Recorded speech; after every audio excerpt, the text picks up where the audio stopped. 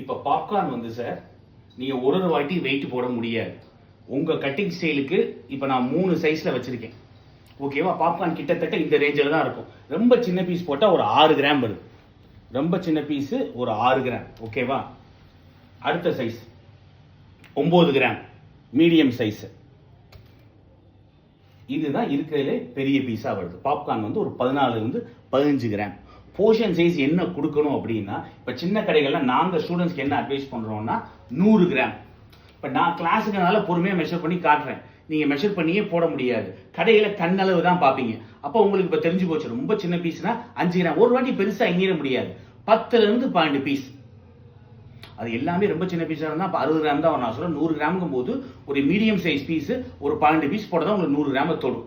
கொஞ்சம் பெரிய பீஸு சின்ன பீஸு கலந்து போட்டால் கூட ஒரு 20 கிராம் எச்சு போகும், பரவாயில்ல. இந்த கஸ்டமர் வந்து நீங்கள் ஏமாத்தவே நினைக்க மாட்டாங்க. சார் இது 100 கிராம் கொடுக்குறோம். அப்படியே அவர் மெஷர் பண்ணாலும் 100 கிராம் கிட்டத்தட்ட தான் வரும். புரிஞ்சுதுங்களா? கண்ணளவில் பார்த்தே பண்ணிக்கலாம். ஒரு வாட்டி நீங்கள் மெஷர் பண்ணாலும் ரொம்ப நல்லது. காட்டில் பொதுவாக எல்லாராலையும் பண்ண முடியல, இட வசதினால. சரியா?